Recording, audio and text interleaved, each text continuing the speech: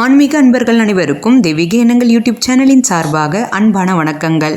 தெய்வீக எண்ணங்கள் சேனலை இப்போ தான் நீங்கள் முதல் முறையாக பார்க்குறீங்கன்னா கீழே இருக்கிற சப்ஸ்கிரைப் பட்டனை கிளிக் பண்ணிக்கோங்க.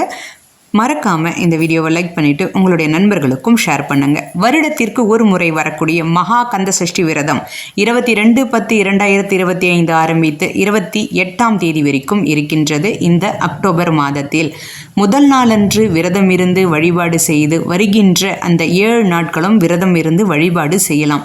விரதம் இல்லாமலும் வழிபாடு பண்ணலாம். முருகப்பெருமானுடைய படம் வீட்டில் எல்லோருடைய வீட்டிலையும் இருக்கும். வாசனையான மலர்கள் வைங்க, சிவப்பு நிற மலர்கள் வைங்க, ஷட்கோண கோலம் போட்டுக்கோங்க. ஓம் சரவண பவ இந்த பிரணவ மந்திரத்தை எழுதிக்கோங்க.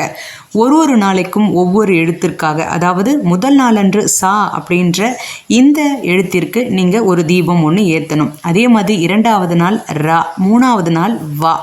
இந்த மாதிரி தீபத்தை நீங்கள் ஒவ்வொரு நாளும் ஏற்றிக்கொண்டே வரணும். அதாவது மொத்தமாக இப்போ 6 நாள் முடியும் பொழுது இந்த சரவண பவ இந்த எழுத்திற்கு 6 விளக்கு நீங்கள் ஏற்றி முடிச்சிருப்பீங்க. சூரசம்மாரம் அன்றைய தினம் 27 நடைபெறுகின்றது. மறுநாள் 28 செவ்வாய்க்கிழமை அன்று திருக்கல்யாணம் நடைபெறும். அதனால் நீங்கள் வழிபாட்டு முறையை இப்படி பண்ணுங்க. தீபம் ஏற்றும் நேரம் காலையிலையும் ஏற்றலாம், மாலை நேரத்திலையும் ஏற்றலாம். அது உங்களுடைய விருப்பம். ஏதாவது ஒரு வேலையை தேர்ந்தெடுத்துக்கோங்க.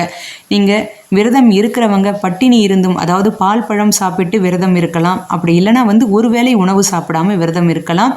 இது உங்களுடைய உடல்நிலையை பொறுத்து. வயதானவர்கள், கர்ப்பிணி பெண்கள் இந்த விரதத்தை இருக்க வேண்டாம். உங்களுடைய உடல்நிலையை பொறுத்து நீங்கள் விரதம் இல்லாமல் கூட வழிபாடு பண்ணுங்க. மகா கந்த சஷ்டி விரதத்தை இப்படி இருக்க ஆரம்பிக்கலாம். ஓம் சரவண பவ இந்த பிரணவ மந்திரத்தை கமெண்ட்ல டைப் பண்ணுங்க. முருகப்பெருமானுடைய அருள் உங்களுக்கு பரிபூரணமாக கிடைக்கும். வாழ்க வளமுடன். நன்றி, வணக்கம்.